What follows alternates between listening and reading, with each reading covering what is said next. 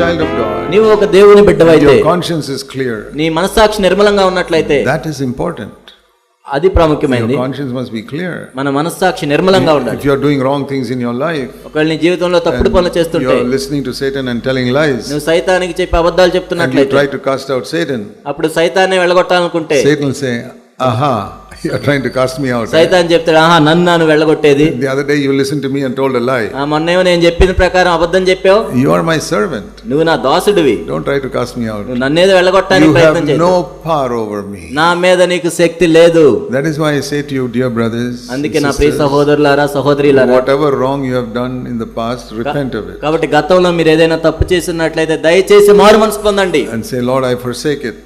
ఓ ప్రభువా, దాన్ని విడిచిపెడుతున్నాను నేను. I want to set it right. ఓ ప్రభువా, సంగతులను సరి చేసుకుంటాను. I don't want any cooperation with the devil. సైతాన్తో నేను ఏకీభవించను.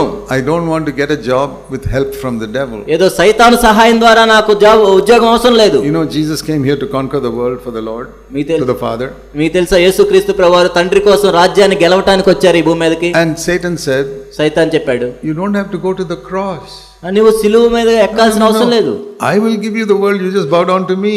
నేను ఈ లోకంలో ఉన్న వాటన్నిటిని ఇస్తాను, నాకు సాష్టాంగపడి నమస్కారం చేయన్నాడు. That is what Jesus came for, to get the world for the Father. యేసుక్రీస్తు ప్రభువు వచ్చింది కూడా అందుకే, ఈ లోకాన్ని తండ్రికి ఇవ్వడానికి. And Satan says, why you have to suffer and all?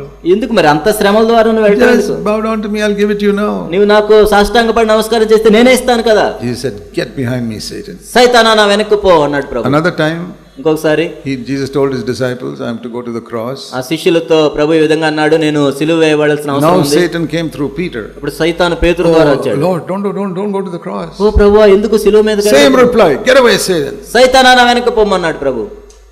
See, whenever a voice says, don't take up the cross, సిలువ ఎత్తుకోవాల్సిన అవసరం లేదని ఒక స్వరం నీకు చెప్తుందంటే, don't die to yourself here, నీవు మరణించొద్దు అంటే, you must say, get behind me, Satan. సైతానా, నా వెనక్కు పొమ్మని మనం చెప్పాలి. That is, even if it is Peter saying it, say, get behind me, Satan. పేతురు చెప్పినా గానీ పేతురు Tenali. That is how Jesus spoke. ఆ విధంగా యేసు ప్రభు మాట్లాడాడు. Any voice that tells me not to go to the cross, సిలువ మీదకి వెళ్ళొద్దని ఏ స్వరం చెప్పినా, don't die to yourself, నీవు మరణించొద్దు అని చెప్తే, I don't care who says it, get behind me, అది Satan. ఎవరు చెప్పారు అన్నది కాదు, సైతానా, నా వెనక్కు పొమ్ము. So that we can overcome Satan every day of our life. కాబట్టి మన అనుదిన జీవితంలో ప్రతిరోజు సైతాన్ని మనం జయించొచ్చు. Nobody can do witchcraft on you. నీ మీద ఎవరు చేతబడి చేయలేరు. Even they cannot touch your children also. నీ బిడ్డలను కూడా వాళ్ళు ముట్టుకోలేరు. Even a child can cast out Satan. ఒక చిన్న బిడ్డ కూడా సైతాన్ని దయ్యాన్ని వెళ్ళగొట్టగలడు. I heard of a godly man in a village in China 100 years ago. 100 సంవత్సరాల క్రితం చైనాలో ఒక గ్రామంలో ఒక దైవజనుడు ఉండేవాడు. He used to cast out demons of a lot of people there. దయ్యాలని, అనేక మందిలో దయ్యాలను వెళ్ళగొడుతూ ఉండేవాడు. They used to bring the demon possessed people to his house. ఆ దయ్యములు పట్టిన వ్యక్తుల్ని తీసుకొని వచ్చేవాళ్ళు తన ఇంటికి. One day they brought one demon possessed person to the house. పట్టిన వ్యక్తిని ఆ రోజు వాళ్ళ ఇంటికి తీసుకొచ్చారు. He was not at home. కానీ దైవజనుడు ఆ రోజు ఇంట్లో లేడు. So his 12-year-old son opened the door. 5 సంవత్సరాల బిడ్డ and ద్వారం తెరిచాడు. He said, your daddy here? మీ నాన్న ఉన్నాడా అని అడిగారు. No, he's not here. లేదు, మా నాన్న లేడన్నారు. We have brought one demon possessed person. దయ్యం పెట్టిన వ్యక్తిని తీసుకొచ్చామన్నాడు. So the 12-year-old son said, bring the person here. ఈ 12 సంవత్సరాల బిడ్డ సరే తీసుకొని రండి అన్నాడు. 12 years old. 12 సంవత్సరాలు. He had seen how his father had cast out demons. తన తండ్రి ఏ విధంగా దయ్యాలను వెళ్ళగొట్టాడో చూశాడు. And this 12-year-old boy, ఈ 12 సంవత్సరాల బిడ్డ, in Jesus' name, get out of this. యేసు నామములో వెళ్ళిపో అన్నాడు దయ్యాన్ని. The demon left. దయ్యం వెళ్ళిపోయింది.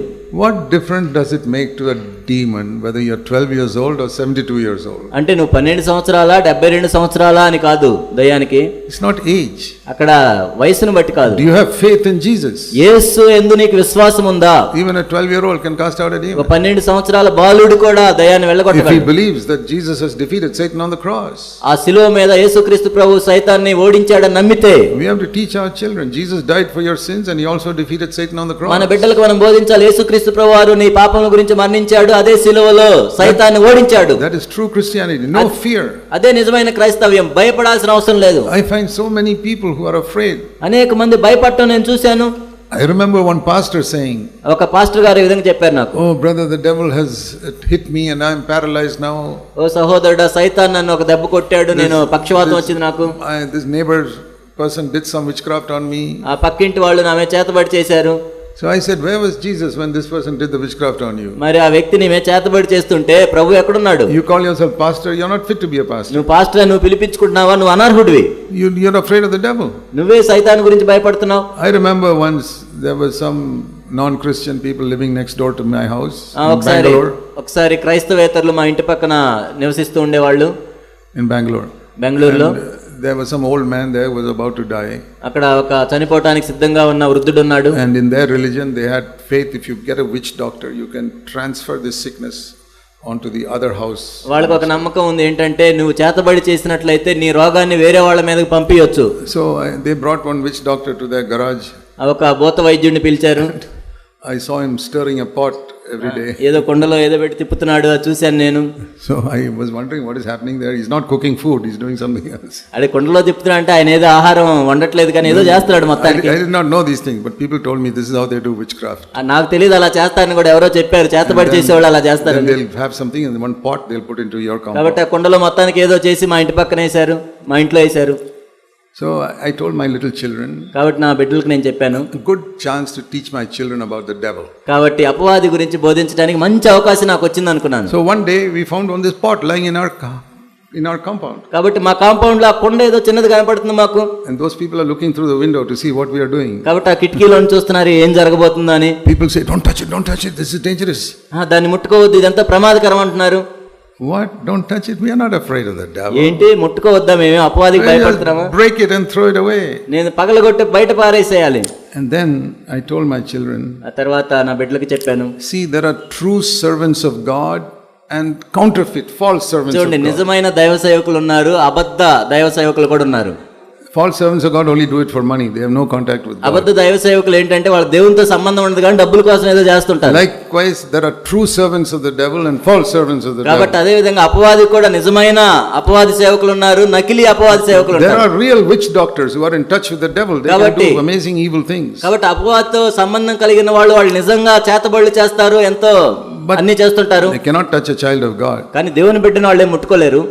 Then also I said to my children, there are false servants of the devil also. కాబట్టి అపవాదికి కూడా నకిలీ సేవకులు ఉన్నారు. They do it only for money. వాళ్ళు డబ్బుల కోసమే చేస్తారు. So this man who is doing this witchcraft here, కాబట్టి చేతబడి చేసే వ్యక్తి how to find out if he is true servant of God, devil or false మరి servant? అపవాదికి నిజమైన సేవకుడా నకిలీ సేవకుడా ఎలా తెలుస్తుంది మనకి? I said very easy. చాలా సులభం.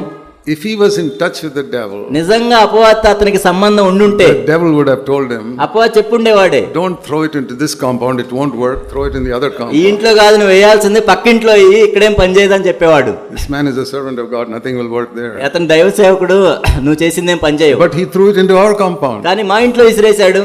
That proves he's a fake. అంటే నకిలీ భూత వైద్యుడు.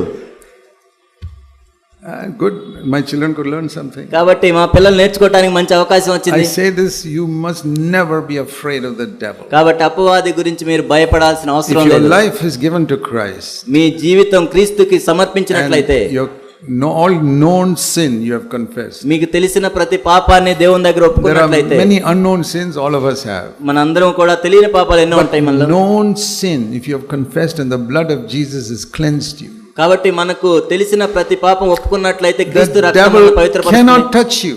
అప్పుడు అపవాది నిన్ను ముట్టుకోలేడు. That is true Christianity. అది నిజమైన క్రైస్తవ్యం. Resist the devil అపవాదిని ఎదిరించుడి, and he will flee from me you. యొద్ద నుండి పారిపోతాడు. But you must keep your conscience clean. కానీ మీ మనస్సాక్షి నిర్మలంగా మీరు ఉంచుకోవాలి.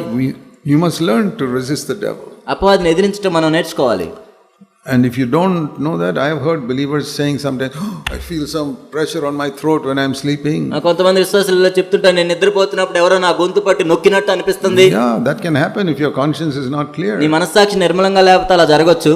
You did something wrong and you did not confess it to the Lord. నువ్వు ఏదైనా ఒక తప్పుడు పని చేసి దేవుని దగ్గర ఒప్పుకోకపోతే Then the devil has power over you. అప్పుడు అపవాదికి నీ మీద అధికారం That ఉంటుంది. is why as soon as you sin, confess it. అందుకే మనం పాపంలో పడిపోయిన వెంటనే ఒప్పుకోవాలి. If you got angry, go and confess it to God and confess it to that నువ్వు person. ఎవరి మీదైనా కోపడినట్లయితే దేవుని దగ్గరికి వెళ్ళి ఒప్పుకో, Otherwise, దగ్గరికి వెళ్ళి ఒప్పుకో. you're opening the door for the devil. లేనట్లయితే అపవాదికి నువ్వు ద్వారం తెరుస్తున్నావు.